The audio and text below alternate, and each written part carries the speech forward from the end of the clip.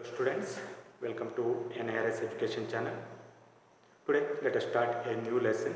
Name of the lesson is The 100 Dresses Part 1. It is 5th lesson from your first flight textbook. It is written by L. Bisor Esther. Here, what does the 100 dresses indicate? That thing we are going to see in the lesson. And the lesson is about a girl named Wanda Petronsky. She is a Polish girl. Polish means the native of Poland, who born in Poland. But later Wanda's family moved to United States, America. Okay. There she was discriminated by her classmates because they found her different in many ways. What are those ways? We are going to see in the lesson. And because of that, she was very sad. She was discriminated and other students made fun of her. About all those things we are going to see in this lesson. And before we start the lesson, we must know about the Polish American community in United States. Okay, the immigration of Polish people to America. About that we must know. Let us see now. The first Polish immigrants arrived in America in 1608, but the largest wave of Polish immigration occurred in the early 20th century. Yes, this Polish immigration started in 1608 itself, in 17th century itself. But largest wave of Polish immigration occurred in the early 20th century.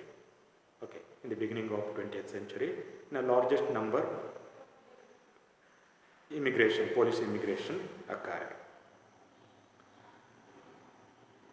When more than 1 million Poles immigrated to the United States during that time, more than 1 million Poles immigrated to the United States. The Polish state did not exist at that time. That time there was no Polish state, what we call today Poland. That was not exist during that time.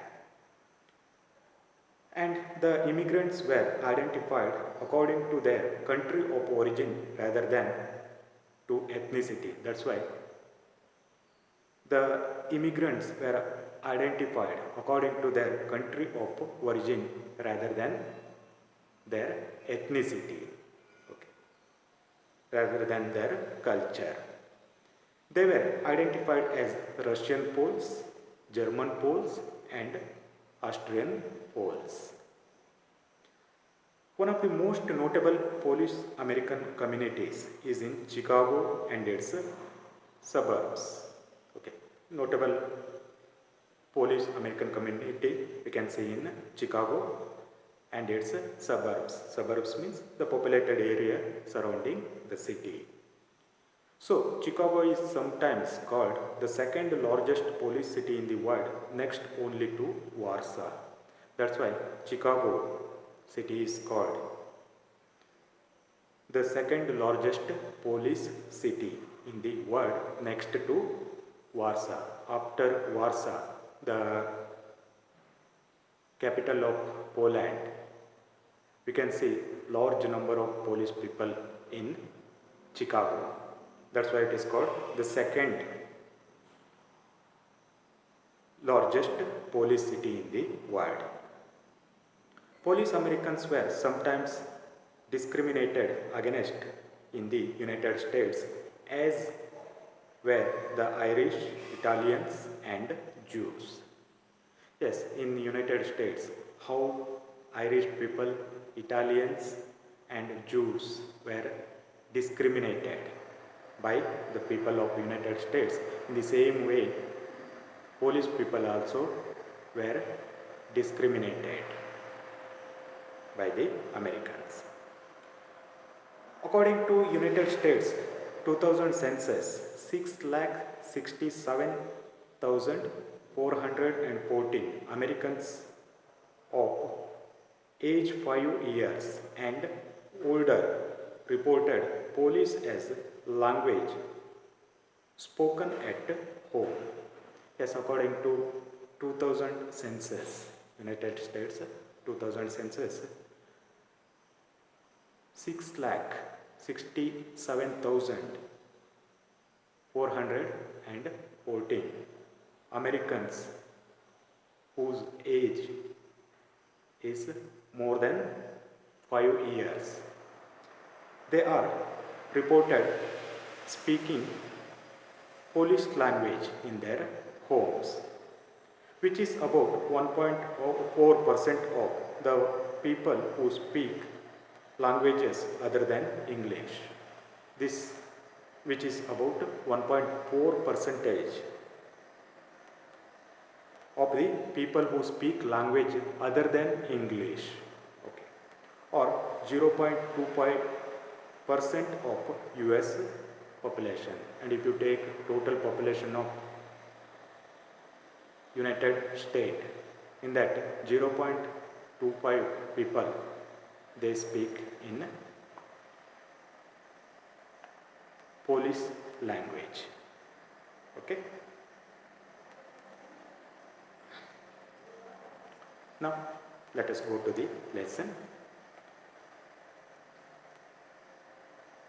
Yeah, this is brief introduction about how Polish people immigrated to United States. And Wanda is one of the immigrants, and this story is about that girl. Okay. Today, Monday, Wanda Petronsky was not in her seat, but nobody, not even Peggy and Madeline, the girls who started all the fun, noticed her absence. Usually Wanda sat in the seat next to last seat in the last row in the room 13. Yes, today, Monday, Wanda Petronsky was not in her seat. She was not there in her seat inside the classroom. But nobody, not even Peggy and Madeline, the girls who started all the fun, noticed her absence. Nobody noticed her absence in the class. Even Peggy and Madeline did not notice her absence.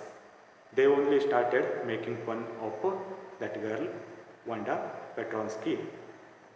They also did not notice her absence. Usually Wanda sat in the seat next to the last seat in the last row in room 13. In the room 13, Wanda used to sit next to the last seat in the last row in the classroom. Okay. She sat in the corner of the room where the rough boys who did not make good marks sat. Yes, she sat in the corner of the room where the rough boys, usually some rough boys, used to sit in that place. Who did not make good marks, those boys were not making good marks. Okay, they were not good at studies. They were not interested in studies.